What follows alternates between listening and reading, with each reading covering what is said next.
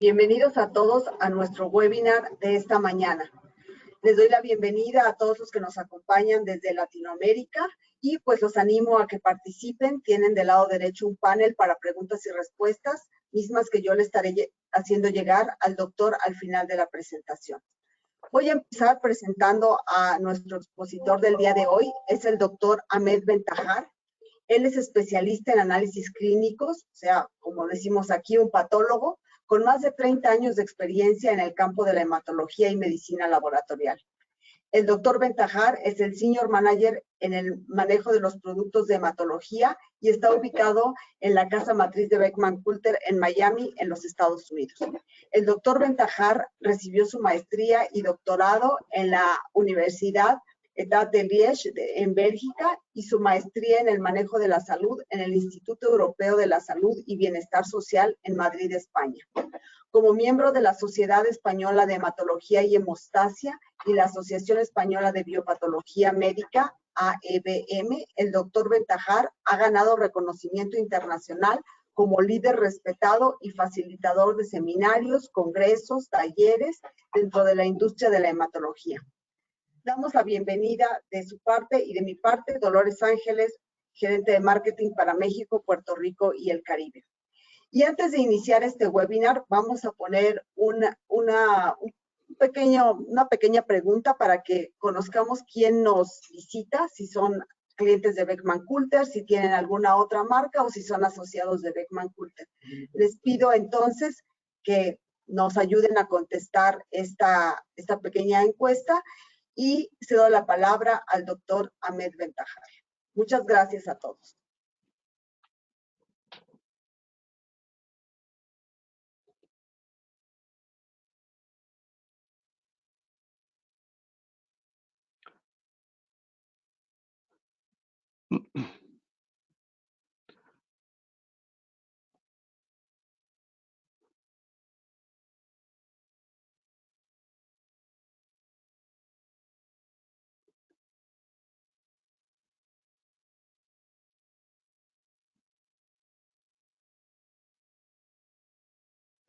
Estoy intentando compartir la pantalla, pero no encuentro el modo de hacerlo. Ahí lo tiene. Muy bien.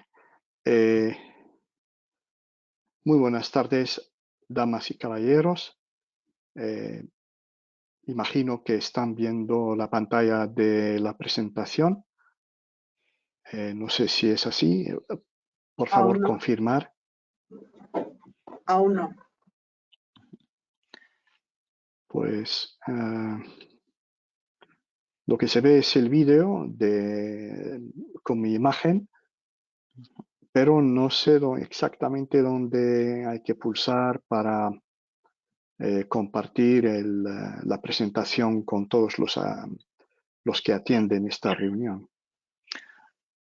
Hay una opción ahí, compartir pantalla en el panel de mandos que usted lo tiene. View window mode, ¿no?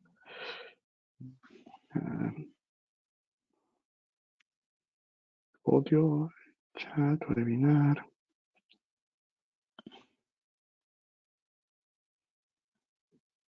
¿Sería esta? View in window mode. Sí. ¿Lo ven ahora? Show my screen, ahora. Listo.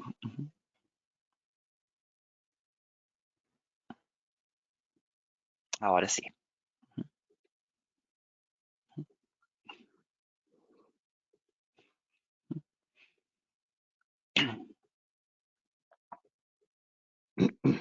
Muy bien. Muy bien, pues espero que esta vez es la buena. Disculpad estas pequeñas confusiones tecnológicas al principio de esta presentación, que estoy encantado de compartir con ustedes, y aprovecho para agradecerles que amablemente hayan atendido esta webinar.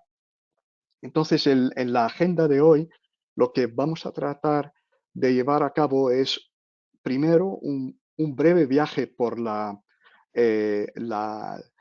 progresión tecnológica del modo con el que analizamos la sangre, desde que empezamos simplemente contando partículas hasta ahora ya estamos a nivel de análisis celular con datos morfométricos complejos a los que haremos alusión. Y precisamente es lo que denominamos la caracterización celular en estado cuasi nativo. Veremos cuál es la tecnología detrás que permite esta forma distinta de mirar, de ver las células. Y finalmente veremos cómo gracias a esa capacidad, se están desarrollando nuevas aplicaciones clínicas que van más allá del propio laboratorio y que están aportando un interesante valor añadido al clínico y por ende, por supuesto, al paciente. Entonces, como saben ustedes muy bien, dentro del laboratorio de hematología, visto integralmente, lo que denominamos habitualmente el CBC con diferencial, que es la prueba básica, sin embargo, es una prueba también central, porque del resultado que venga de esa hematimetría básica pueden derivar necesidad de llevar a cabo otras pruebas más complejas y más costosas, tanto en términos de tiempo como en términos económicos, empezando evidentemente por la citología, que nos permitirá corroborar el hallazgo en la hematimetría. De ahí tendremos posiblemente, caso de confirmar una alteración citológica significativa, tendríamos que pasar al inmunofenotipaje por citometría de flujo y posiblemente a posteriori citogenética y biología molecular.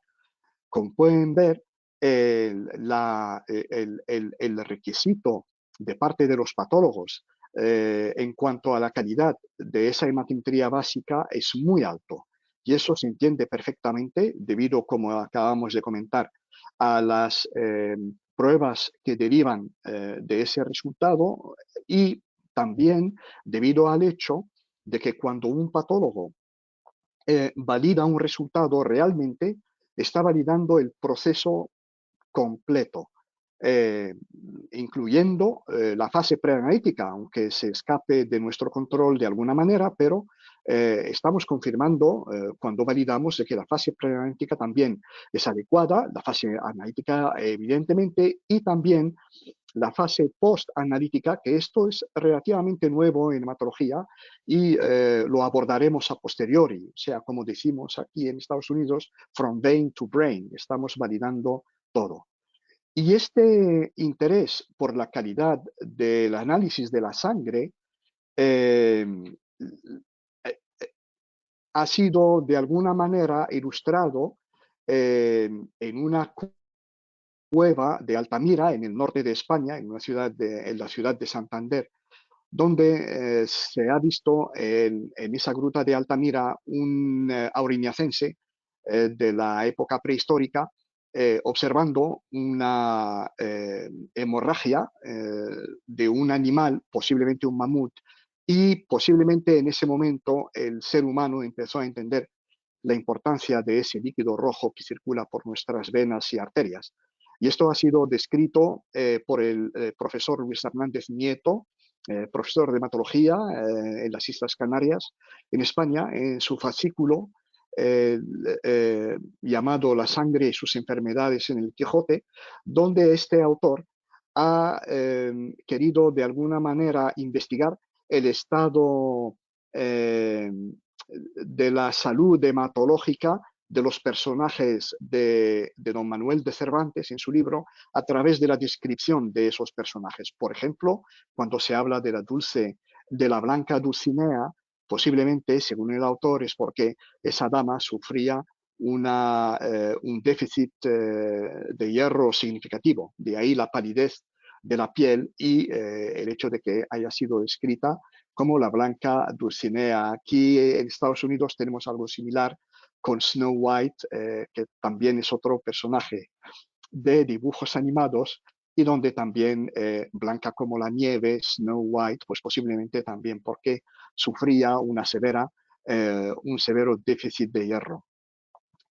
Y la humanidad tuvo que esperar hasta el siglo XVII para poder observar y describir las células a lo que era en aquel entonces el equivalente de un microscopio. Y es un caballero de Holanda, Anton van Leeuwenhoek, que era un comerciante de tejidos que compraba de China y de otras partes del mundo, y él utilizaba lupas para comprobar la calidad del, del tejido, de cómo están todas las hebras bien puestas, etc. Y entonces empezó a utilizar esas lupas que él mismo ha inventado y desarrollado, más bien desarrollado, empezó a utilizarlas para observar sustancias del fluidos del cuerpo, entre ellos la sangre, y ha sido el primero en describir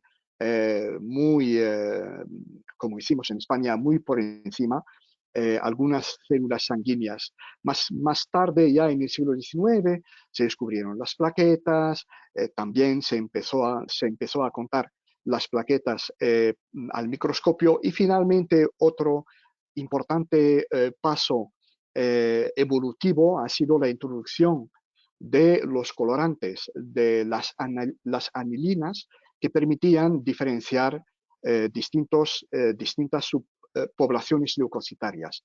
Y ya en el siglo XIX se empezó a relacionar lo que se observaba al microscopio con los hallazgos clínicos. Por ejemplo, Arnez, en el año 1904, ha descrito lo que es conocido hoy en día en todos los laboratorios como desviación a la izquierda.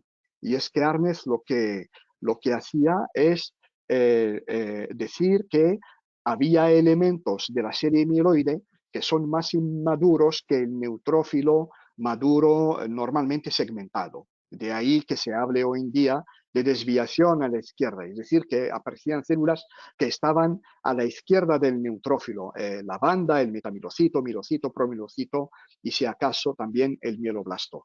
Y Winthrop, otro gran autor, él también empezó esta vez a estudiar la serie eritrocitaria y a clasificar la anemia basado en lo que son conocidos hoy en día como los parámetros de Winthrop, que son el volumen corpuscular medio, la hemoglobina corpuscular media y la concentración de hemoglobina corpuscular media. Estos tres parámetros han sido utilizados, entre otros, por Winthrop, y hoy en día todavía en los analizadores hematológicos veréis que se utilizan en lo que es conocido como la media de Bull, y que permite, como son parámetros estables en el curso del día, no varían, como por ejemplo los leucocitos varían con el estrés, el ejercicio físico, etc. Sin embargo, esos tres parámetros, dado que son muy estables, son utilizados en los analizadores hematológicos como control de calidad de la calibración de los parámetros.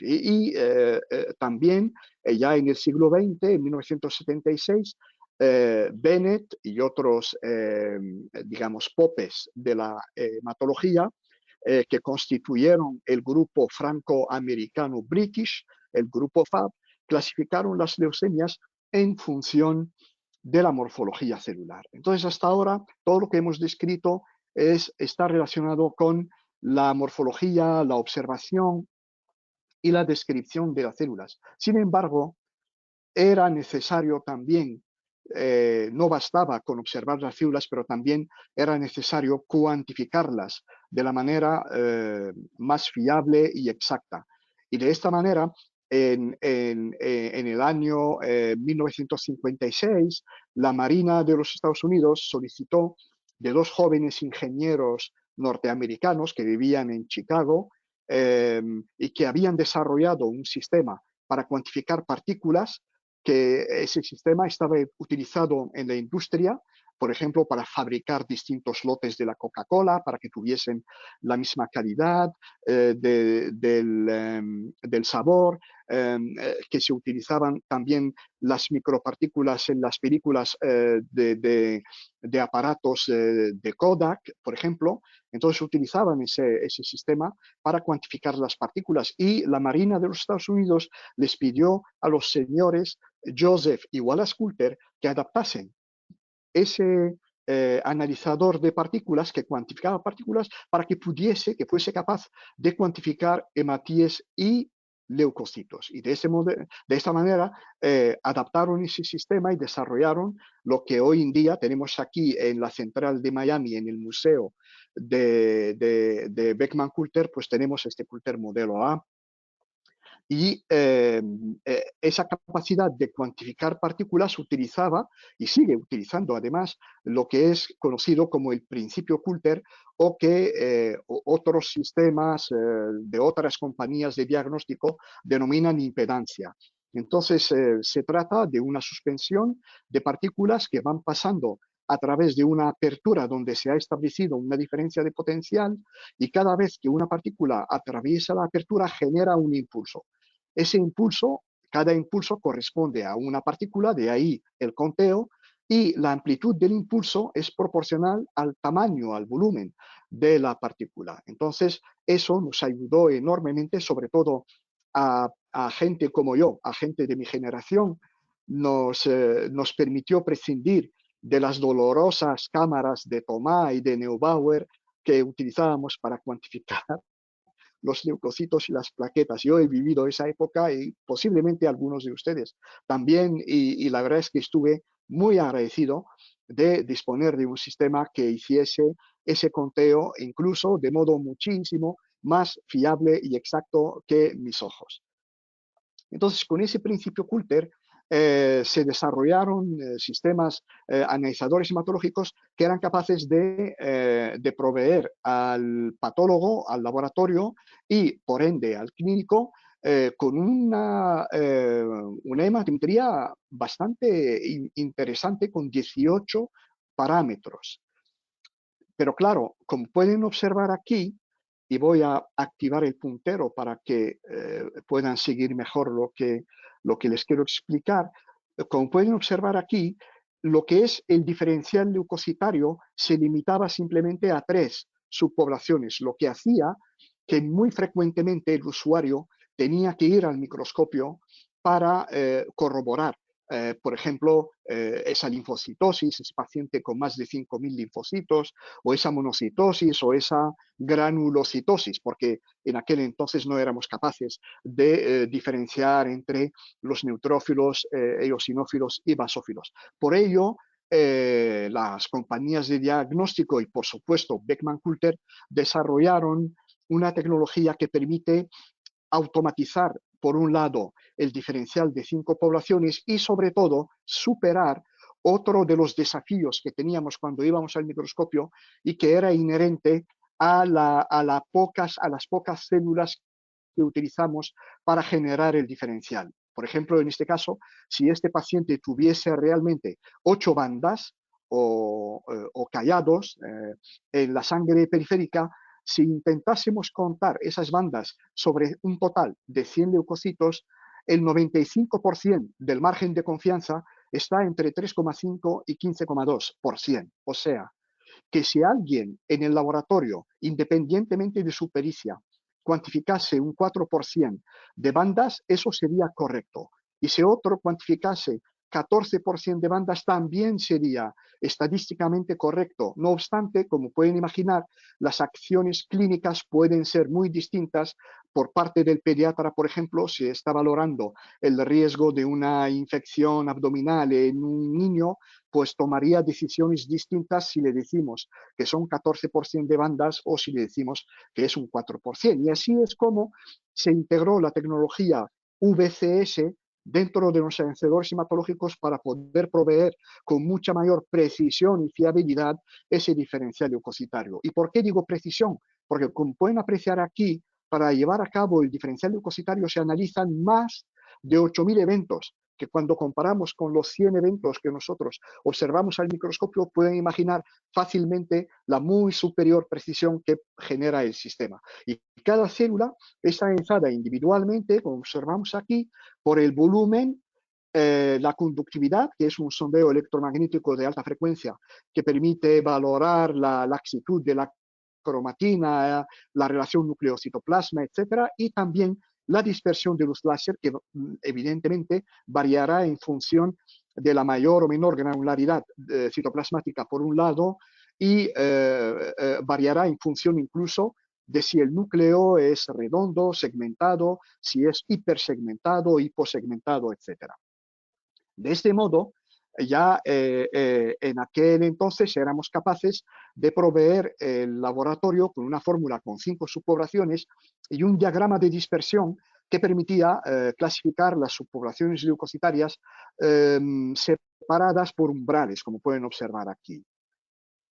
Más adelante, debido esta vez ya no a la necesidad de proveer más parámetros, sino a la necesidad de hacer frente a un mayor volumen de muestras en el laboratorio, se han desarrollado sistemas de hematología que tenían una mayor capacidad de autonomía, con una carga de 122 tubos, a la vez con una mayor velocidad y que permitían una optimización incluso de la fase preanalítica de una manera relativa, ya que disponían de un agitador de las gradías que permitía homogeneizar la muestra, pero también mejoró la fase analítica, como veremos a continuación, y la fase postanalítica, no solamente a través de la capacidad de llevar a cabo una extensión y una tinción automáticas que, como pueden imaginar, mejoró sustancialmente la calidad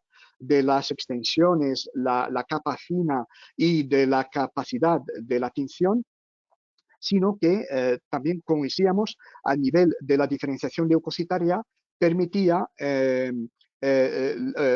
presentar en 3 dimensiones la distribución leucocitaria y, como pueden observar, los umbrales han desaparecido, por lo cual ha mejorado sensiblemente la precisión y exactitud de la fórmula leucocitaria. El siguiente paso importantísimo que se introdujo en términos de mejora tecnológica es la capacidad de automatizar la cuantificación y el análisis de reticulocitos. Saben que antes de esta generación de sistemas que se desarrolló en el año 1996, se cuantificaban los reticulocitos por citometría de flujo, teniendo el ácido ribonucleico de los ribosomas por naranja de tiazol. Pero era la primera vez que los sistemas de Beckman-Coulter pudimos automatizar la cuantificación y análisis de reticulocitos utilizando el colorante supravital azul, el nuevo azul de metileno. Y eso ha permitido generar un perfil de reticulocitos muy interesante que también permitía al clínico valorar muchísimo mejor la anemia del paciente, y también, como pueden observar, se analizan 32.000 hematíes para generar ese porcentaje de reticulocitos, con lo cual, una vez más, superamos ampliamente la capacidad del ojo humano al microscopio, donde contábamos reticulocitos generalmente sobre 1.000 y en el mejor de los casos sobre 2.000 hematíes maduros. El siguiente paso también que se llevó a cabo ya entrando en el año 2000 en términos de mejoras tecnológicas es la introducción de lo que denominamos AcuCount, que es recuento exacto. Y es una tecnología que ha permitido por primera vez no valorar tan solo la amplitud del impulso y cuantificar los impulsos como hacíamos en sistemas de generaciones anteriores, sino que también valorar lo que se denomina en inglés el tiempo de vuelo, el flight time. De modo que partículas con el mismo tamaño, pero que tienen un tiempo de cruzar, de atravesar la apertura distinto, éramos capaces de saber que son distintas y se clasificaban de diferente modo. ¿Esto qué aportó concretamente?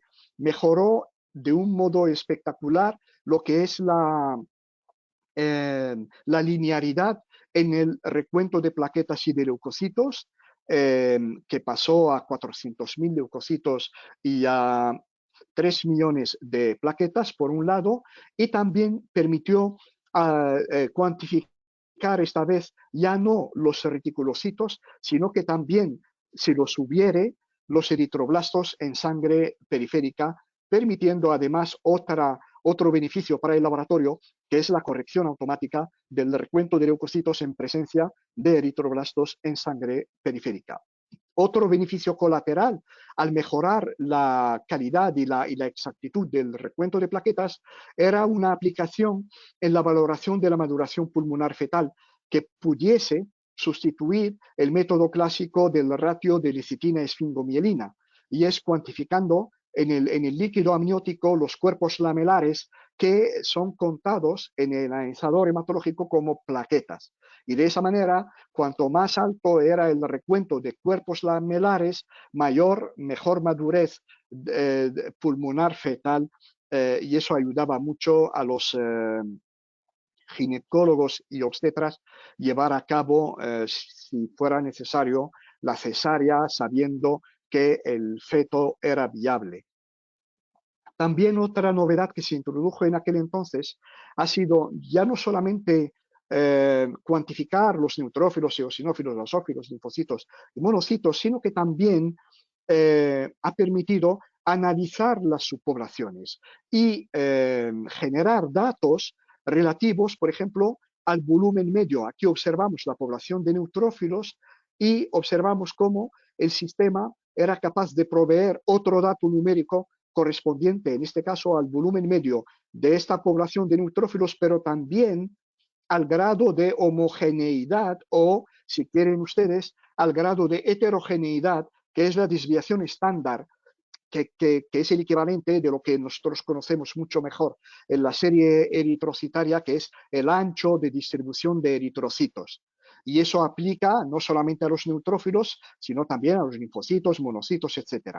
Y veremos cómo, gracias a la generación de estos datos de análisis celular, una autora del University College of London en el Reino Unido, la doctora Carol Briggs, descanse en paz, que perdimos lamentablemente hace un par de años, la doctora Carol Briggs desarrolló un discriminante que denominó el factor de malaria, que combinando la desviación estándar del volumen de linfocitos y la desviación estándar del volumen de monocitos, permitía obtener ese discriminante, donde ella encontró un punto de corte para detectar hemoparasitosis, hematíes parasitados por Plasmodium. En el estudio que ella hizo en Sudáfrica era principalmente Plasmodium vivax, y halló, como pueden observar aquí, una sensibilidad y especificidad verdaderamente espectaculares del 98% y del 94%, con una área debajo de la curva ROC de 0,983, es casi perfecta. Saben ustedes que una área debajo de la curva ROC de 1 significa la perfección prácticamente del valor clínico del parámetro. Y eso ha sido gracias a estos datos morfométricos que el sistema aportaba en todas las hematimetrías que se analizaban.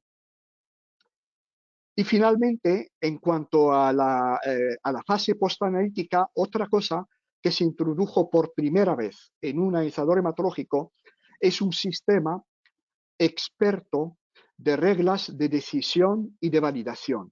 De modo que el facultativo, el patólogo, el responsable del laboratorio, desarrollaba toda una serie de reglas, como pueden observar aquí, que se integran en el software del analizador, para que el usuario, el que está, digamos, al pie del analizador, no tenga que preocuparse por decidir qué hago, por ejemplo, si tengo una alarma de linfocitos variantes y el número absoluto de linfocitos es mayor que 3.500. ¿Qué hago en este caso? Pues el facultativo establece para que se genere automáticamente en el informe impreso o en la pantalla un comentario de acción que le dice a ese usuario, realice usted un diferencial manual. Y esto verdaderamente, aparte de mejorar enormemente el flujo de trabajo en la fase post-analítica, también ha permitido estandarizar la validación de resultados independientemente de la pericia, del expertise del que esté delante del aparato. Y como se publicó en este paper que os animo enardecidamente a leer, un paper por Paul Wallenstein sobre el turnaround time en el laboratorio, este autor ha demostrado fehacientemente que a diferencia de otras disciplinas del laboratorio, la hematología consume la mayoría del tiempo del flujo de trabajo en la fase de validación y en la fase post-analítica. Y podemos observar aquí cómo el flujo de trabajo mejora enormemente utilizando esas reglas, de modo que únicamente las muestras que tienen verdaderamente alarmas significativas, en ese caso el operador llevará a cabo las acciones recomendadas por el facultativo, quedando solamente que hacer la validación manual y la transmisión al sistema informático del laboratorio. Y ya en nuestros días quisiera introducir muy brevemente las dos principales mejoras que se han introducido en los sistemas de última generación de Beckman-Coulter, que es el principio Coulter optimizado y la caracterización celular en estado cuasi nativo. En cuanto al principio Coulter optimizado, se trata de que hemos pasado del análisis de señales analógicas al análisis de señales digitales. De este modo se ha podido obtener por cada partícula que cruza la apertura 7 mediciones individuales, como pueden apreciar aquí. Y eso no solamente ha permitido caracterizar muchísimo mejor qué es lo que está pasando por la apertura, sino también medir los volúmenes como nunca antes en los sistemas de generaciones anteriores. Cuando hablo de volúmenes, me refiero al volumen corpuscular medio de los eritrocitos, que es muy importante no solamente para decir si la anemia es microcítica o macrocítica o si no, o la anemia es normocítica, sino que también el medir el volumen corpuscular medio con mayor exactitud, lo que ha permitido es chequear la hemoglobina sistemáticamente, porque como saben ustedes, la hemoglobina es un parámetro vital y de este modo, gracias al hematocrito que es calculado a partir del volumen corpuscular medio, éramos capaces, dado que el MCV es fiable, ergo el hematocrito también, y podíamos chequear la hemoglobina comparando con el hematocrito en todas las muestras. El volumen reticulocytario medio también es otra de las grandes mejoras que se han aportado, la medición del volumen para un seguimiento óptimo de la terapia de ese paciente que sufría de una anemia megaloblástica y a quien se le ha empezado a tratar con vitamina B12 o con folatos. Entonces, a través del volumen reticulocytario medio se puede seguir muy cómodamente, digamos, la respuesta de la eritropoiesis, y lo mismo aplica a las anemias ferropénicas y también las anemias ferropénicas pediátricas. Saben ustedes que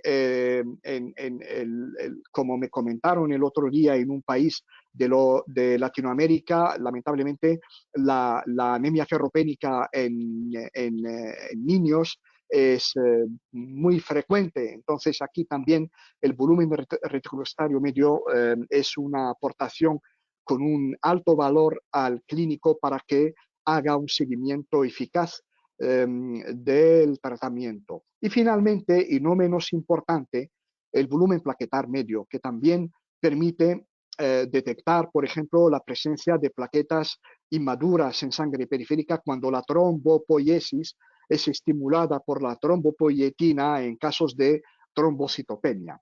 Y como pueden observar aquí en estas dos importantes referencias de Christian Bowles, una sobre la importancia del volumen plaquetar medio para valorar si la trombocitopenia es de origen periférico por destrucción o por secuestro de plaquetas, por ejemplo, en el bazo, o si es de origen central por ineficiencia de la trombopoiesis, porque pues, hay menos megacariocitos por la causa que fuere.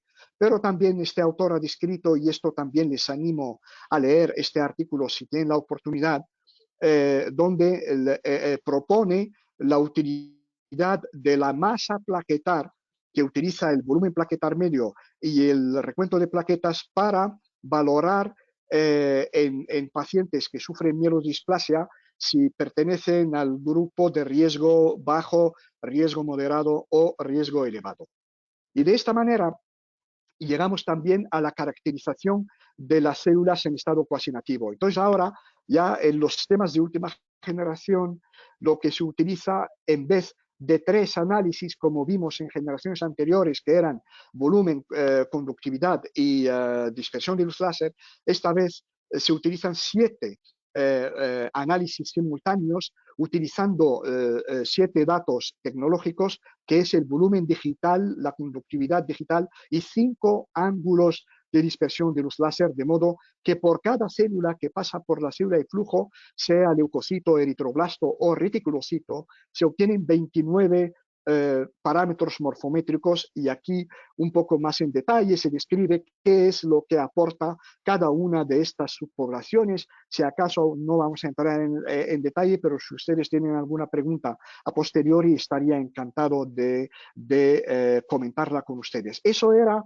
relativo a las células individualmente, pero también se han introducido algoritmos para mejorar al máximo la separación entre las subpoblaciones, ya no las células individualmente, sino las subpoblaciones. Y se ha introducido lo que es denominado el algoritmo de la serpiente, el snake algorithm, que lo que permite es buscar el mejor valle entre subpoblaciones para de esta manera generar el diferencial, el porcentaje más exacto de las subpoblaciones leucocitarias.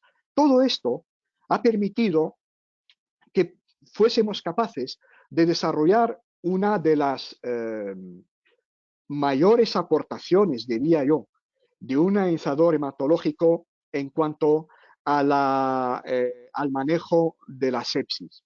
Como saben ustedes, la sepsis es un síndrome muy complejo, es un síndrome que genera muchísima incertidumbre en el departamento de emergencias y gracias a este análisis morfométrico de datos celulares hemos podido desarrollar el indicador temprano de sepsis que es el Monocyte Distribution Width o en español el ancho de distribución de monocitos y que consiste en que cuando un paciente reacciona a una infección bacteriana, viral o fúngica, y esto es muy importante también a tomar en consideración porque no importa que fuese bacteriana, viral o fúngica, este parámetro va a generar una alarma y también es independiente del porcentaje de monocitos y eso también es algo importante a considerar. Entonces,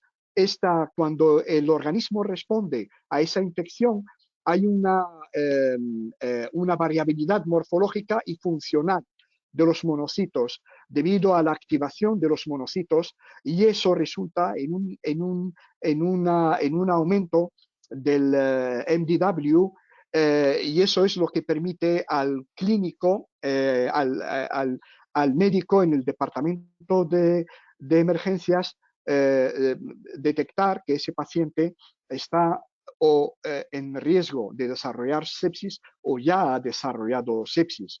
Y para poder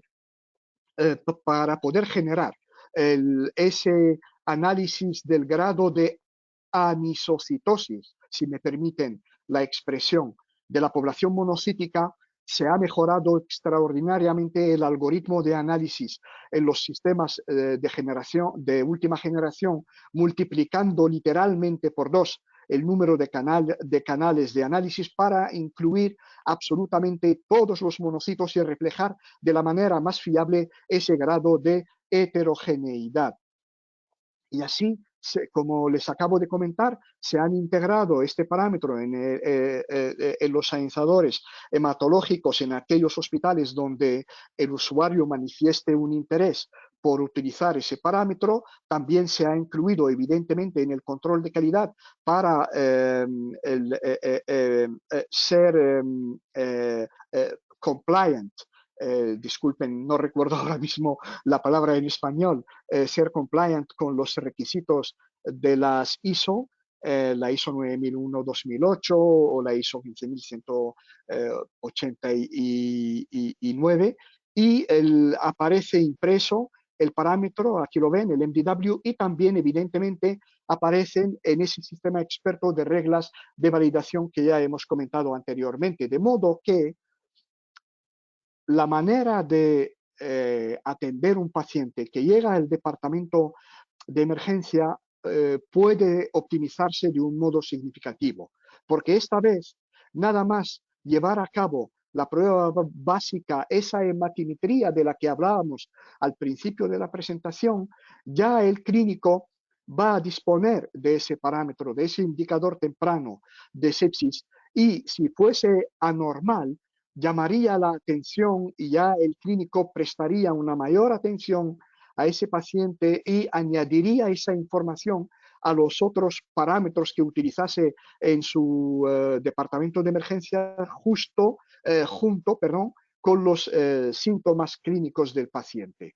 Y poder, si acaso, empezar la antibioterapia con mucha antelación. Y saben ustedes muy bien cuán importante es el factor tiempo en el departamento de emergencia a la hora de valorar estos pacientes. Entonces, una vez analizada la sangre en los sistemas de última generación, incluso gracias al sistema experto de reglas de validación, se pueden disparar unas pruebas reflex, como por ejemplo la proteína C reactiva en los sistemas de bioquímica, la procalcitonina o la interleuquina 6 u otros parámetros en los sistemas de inmunoensayo, e incluso, y este creo que es otro valor casi intangible, pero muy importante, que es la estandarización del manejo de las muestras sospechosas de sepsis, dado que todo esto va a ser manejado con un sistema informático y va a permitir que se atienda del mismo modo a un paciente independientemente que esté en Miami, en Lima o en Ciudad de México. Entonces, sin alterar el flujo de trabajo del laboratorio o del clínico, como pueden observar, estos valores que ya he comentado son los valores que se aportan al laboratorio por un lado y evidentemente al departamento de emergencias.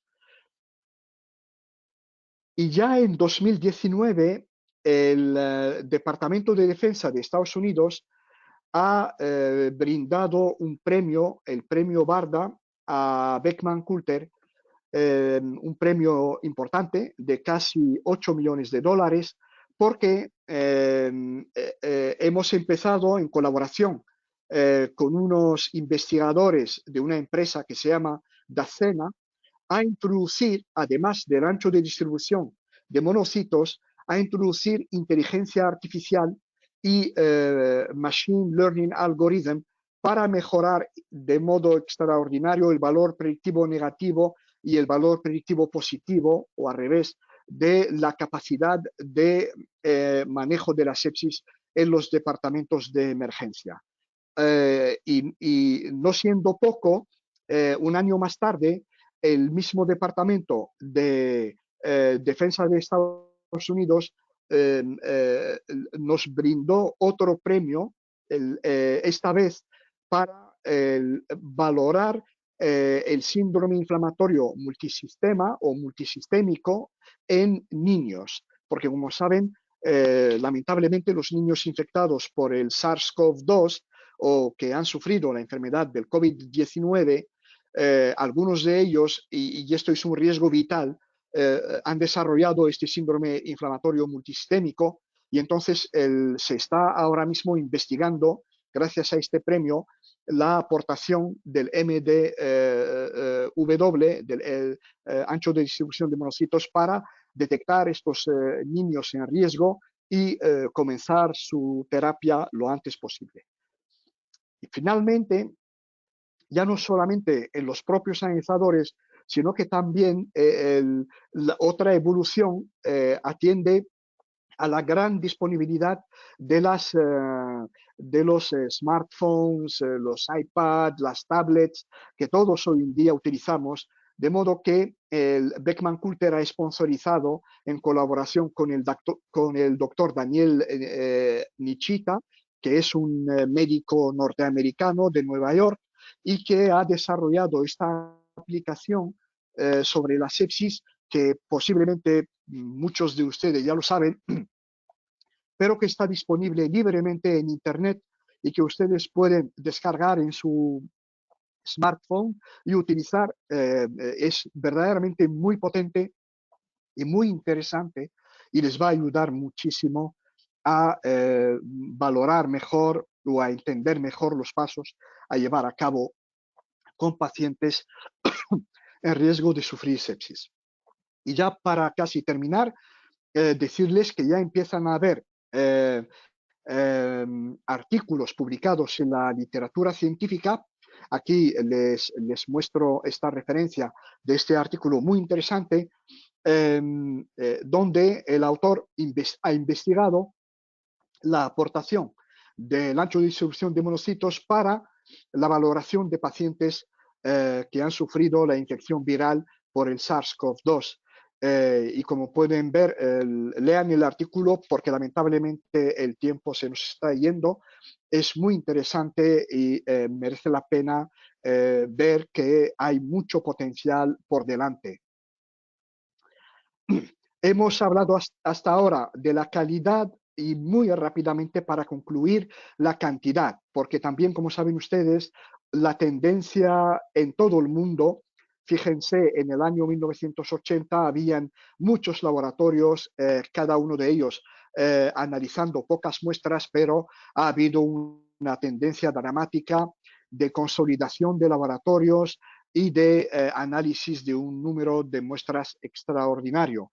De modo que las compañías de diagnóstico también han tenido que adaptarse y desarrollar sistemas de automatización. Por ejemplo, Beckman Coulter ha desarrollado este sistema de automatización específico para la hematología y la hemostasia, pero más recientemente ha desarrollado esta otra versión de automatización del laboratorio, en la que ya se combina, además de la hematología, la bioquímica, la inmunoquímica, la hemostasia, si estuviese disponible, etcétera. O sea, ya estamos aportando soluciones globales dentro del laboratorio. Y esa era mi última diapositiva que he querido compartir con ustedes, esperando y confiando, como seguramente todos ustedes, de que hasta ahora simplemente estamos en la punta del iceberg, que hay todavía muchísimo más que investigar, como muy bien ha dicho Maxwell Winthrop y como también ha dicho el doctor Stephen Croft. Nuestro mayor objetivo es que el laboratorio no sea simplemente un productor de números, sino que aportemos un gran valor clínico a los médicos. Muchísimas gracias por su amable atención. Muchas gracias al doctor Ahmed Bentajar por su participación, siempre interesante. Y pues sí, tenemos bastantes preguntas. Voy a empezar a hacérselas al doctor y pueden ponerlas en el chat de esta reunión. Voy a empezar por la primera, ya que uno de los últimos temas que tocó fue sobre el MDW, y me preguntan si el MDW, o ancho de distribución de monocitos, es un cálculo o una medición directa. Muy buena pregunta. Es una medición directa, porque se analiza cada monocito individualmente, como comenté, y según la distribución de esa población en el diagrama de dispersión, se halla la desviación estándar de la población. Ok. Preguntan también si los parásitos en sangre interfieren en el conteo y en la complejidad celular. No realmente, porque si tuviesen que interferir con algo, interferirían con el recuento de reticulocitos, porque al existir dentro del hematíe, podrían dispersar más la luz láser. Sin embargo, con la tecnología que utilizamos, somos capaces, estamos investigándolo, seremos capaces de cuantificar esos hematíes hemoparasitados y separarlos claramente de la población de reticulocitos, pero no interfieren con el recuento de las otras células. Ok. El equipo se puede utilizar, los equipos de Beckman-Coulter se pueden utilizar para el conteo celular de líquidos biológicos diversos. Sí, absolutamente. Se pueden utilizar para el conteo de líquido cefalorraquídeo, sinovial, pericárdico, peritoneal y pleural. Ok, y relacionada con esa tenemos otra. ¿Se puede hacer conteo de cuerpos lamelares? Totalmente. De hecho, como han visto, les presenté en una de las diapositivas un estudio que se hizo en un sistema de Beckman-Coulter, donde después de aspirar el líquido amniótico de una dama embarazada a término, se analizó ese líquido amniótico en el analizador y los cuerpos lamelares, felizmente, diría, tienen el mismo tamaño que las plaquetas. Entonces, se cuantifican como si fuesen plaquetas. Y eso es lo que permite determinar, porque cuantos más cuerpos lamelares, mayor madurez mayor madurez pulmonar del feto. Ok, aquí voy a combinar dos preguntas. Una dice, ¿la sensibilidad en detección de plaquetas arroja ventajas en las determinaciones clínicas de diagnóstico? Y la otra dice, ¿a qué se debe el aumento de las plaquetas en los pacientes COVID?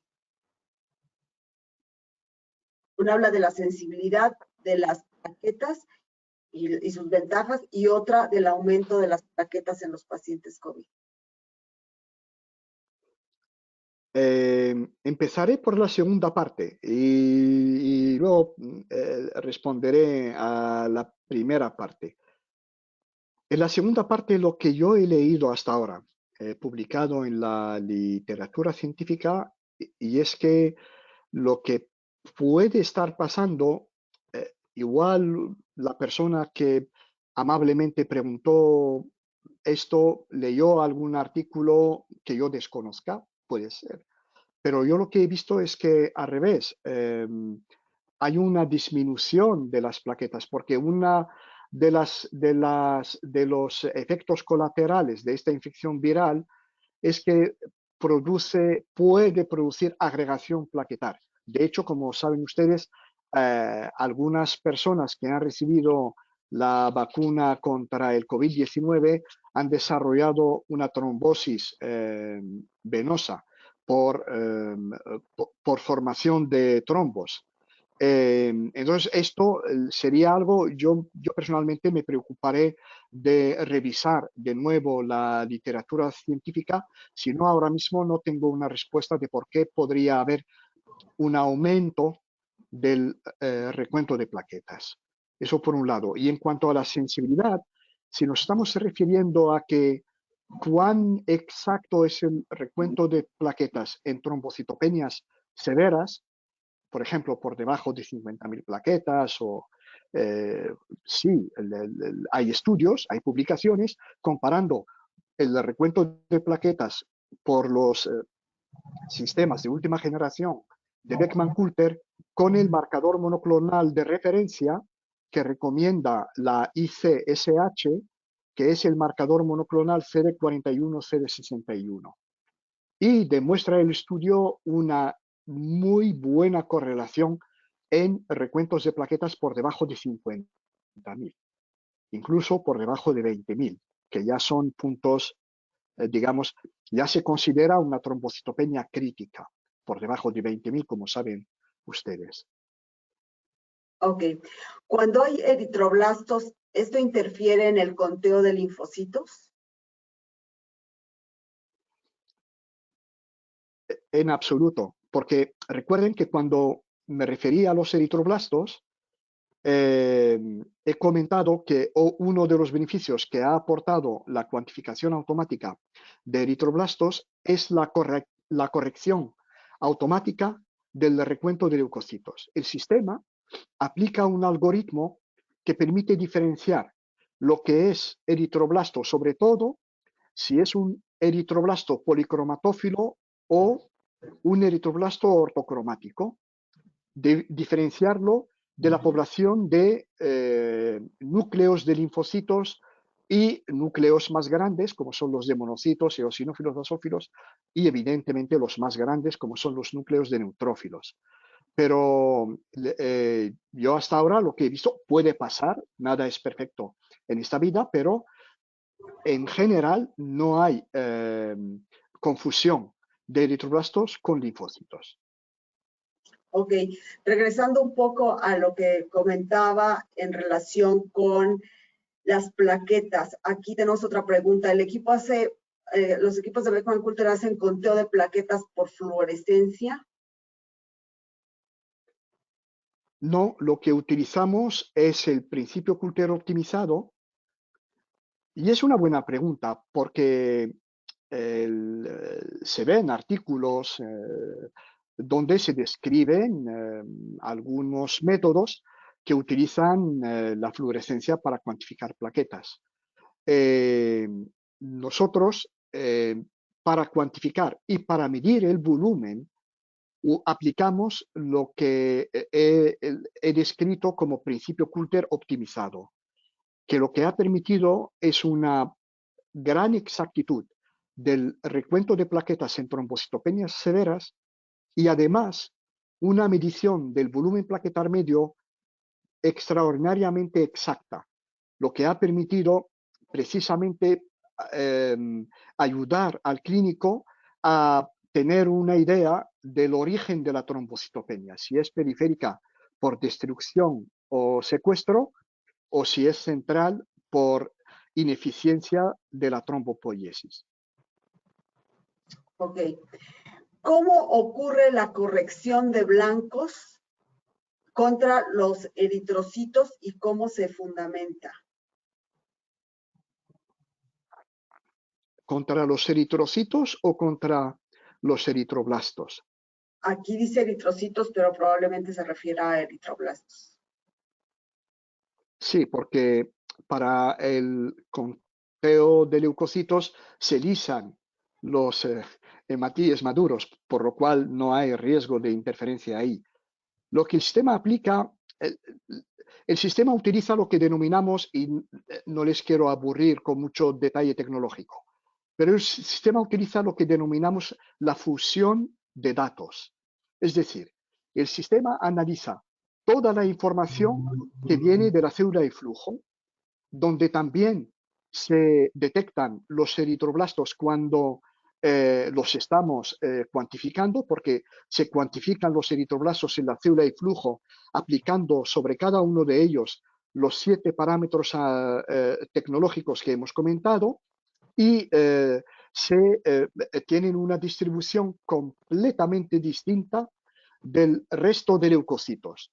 Y esto nos estamos refiriendo a la célula de flujo, pero también somos capaces de detectar, caso de haberlos, somos capaces de detectar los eritroblastos cuando estamos contando los leucocitos en la cámara de leucocitos, ya no en la célula de flujo, sino que en la cámara de leucocitos. Y ahí también se establece un histograma de distribución de núcleos. O sea, por un lado tenemos análisis celular, análisis de eritroblastos en la célula de flujo, aplicando los 7 parámetros tecnológicos, y por otra parte, en la cámara de conteo de leucocitos, analizamos los núcleos y ahí habitualmente los eritroblastos ortocromáticos y policromatófilos tienen núcleos que son más pequeños que el umbral de 35 femtolitros. Y el sistema establece ahí un algoritmo que detecta riesgo de solapamiento entre las dos subpoblaciones.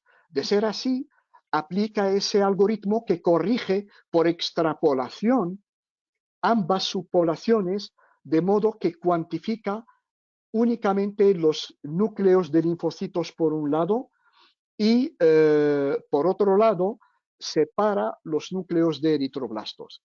Y combinamos esa información que obtenemos en el análisis nuclear en la cámara de conteo de leucocitos con la información que obtenemos en la célula de flujo. De ahí la fusión de datos que corrobora las dos informaciones y nos permite valorar ese dato con mayor fiabilidad. Ok. ¿La tecnología de los instrumentos de Beckman-Coulter es útil para muestras oncológicas? Por supuesto. Yo conozco muchísimo, después de haber vivido 30 años en España, lo habrán notado por el acento, yo conozco muy bien hospitales oncohematológicos en Madrid, en Barcelona, donde procesan nada más que muestras oncohematológicas. Y evidentemente el analizador, a ver, como me dijo un gran amigo hematólogo en Madrid, me dijo, yo no necesito que un analizador hematológico me diga el diagnóstico de una leucemia. Para eso tengo el inmunofenotipaje, la citogenética, la biología molecular, etcétera, sobre todo para el valor pronóstico, etcétera. Me dice, yo lo que quiero es que el sistema me quite, y disculpad la expresión española, me quite de encima todas las muestras normales y me avise de modo fiable cuando haya muestras anormales, para que yo me dedique a estudiar más a fondo cada una de esas muestras y llevar a cabo las pruebas oportunas que nos permitirán estrechar el diagnóstico al máximo.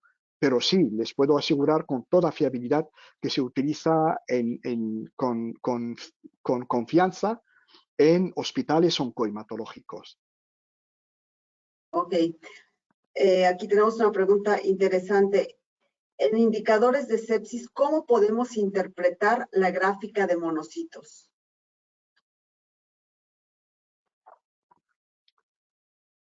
Es una muy buena pregunta. Digo muy buena porque desearía que pudiese ser capaz de valorar el gráfico de monocitos. Y lo digo no por nada, sino porque sería subjetivo, evidentemente.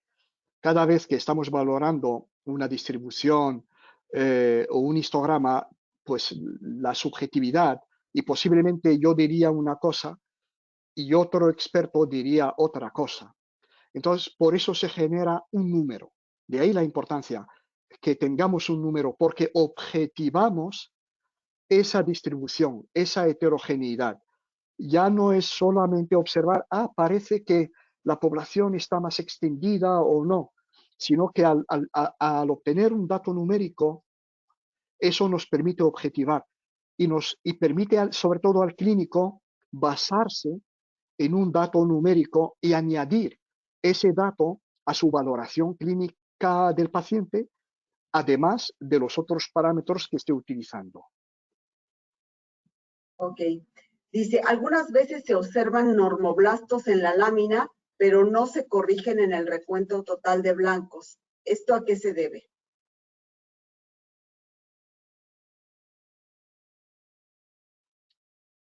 Se debe a que, el analizador siempre genera dos tipos de recuento de leucocitos. Uno que se llama LEU, si el software estuviese en español, o WBC si estuviese en inglés, y el otro se llama UWBC, o sea, Uncorrected White Blood Cell, recuento de leucocitos no corregido. Normalmente, imaginemos un sujeto sano que no tiene eritroblastos en sangre periférica. Si procesásemos su sangre, por ejemplo, obtendríamos un recuento de WBC de 7000 y un recuento de uncorrected WBC de 7000, porque no hay eritroblastos, son iguales. Si ese paciente lamentablemente tuviese eritroblastos en sangre periférica y observamos que el white blood cell es 7000 y el uncorrected white blood cell es 7000, es porque el sistema ha separado perfectamente los eritroblastos del recuento de leucocitos. No ha habido solapamiento para que necesite corregir. En otras circunstancias, sí podríamos obtener un uncorrected white blood cell de 10.000 y un white blood cell de 7.000. Y es porque en ese caso ha habido solapamiento y el sistema aplicó el algoritmo y corrigió el recuento de leucocitos. Esa es la razón porque a veces se ve que, oye, yo veo eritroblastos y sin embargo los dos, el uncorrected y el otro, son similares. Es porque el sistema corrigió perfectamente, no ha habido necesidad de que haya diferencia entre los dos, porque además cuando hay diferencia aparece una R delante del review. Le dice al usuario, revise por favor ese conteo. Ok, ya estamos sobre el tiempo. Vamos a tomar una última pregunta y contactaremos directamente a las preguntas que no fueron respondidas. Dice, en la automatización que comentan, ¿es posible que los escatogramas sean vistos en la computadora que tiene el sistema informático y así el hematólogo pueda interpretar el resultado? Por supuesto que sí. El sistema transmite absolutamente todos los datos al middleware o al sistema informático del laboratorio. De modo que el patólogo o el hematólogo, si también llevase el laboratorio, pudiese observar ese diagrama de dispersión, histograma, todos los datos morfométricos, los datos celulares, todo se puede ver en el sistema informático. Ahora bien, yo no recomendaría que el clínico hematólogo obtuviese esa información porque lo más seguro es que no supiese interpretarla. Él lo que espera, como saben ustedes, lo que espera del patólogo es que le diese lo que llamamos un informe interpretado. Ok, bueno, agradecemos la presencia del doctor Ahmed Bentajjar y su plática que estuvo muy interesante y les invitamos a conectarse a nuestros próximos webinars que estarán disponibles a través del correo electrónico, a través de nuestras redes sociales. Les pedimos que nos sigan en nuestra página de LinkedIn, donde estaremos invitándolos a nuestros próximos webinars. Estamos haciendo aproximadamente uno cada mes. Vamos a tener una pausa en el verano, sin embargo, el próximo estaremos teniéndolo en aproximadamente un mes. En español estamos teniendo también algunos en portugués. El día de mañana tenemos uno. Si alguien tiene interés en recibir los webinars que hacemos en portugués para Latinoamérica, les pedimos que nos contacten. Muchas gracias a todos y pues despedimos ahora esta transmisión. Bienvenidos y bien despedidos a todos. Hasta luego. Muchas gracias. Adiós a todos.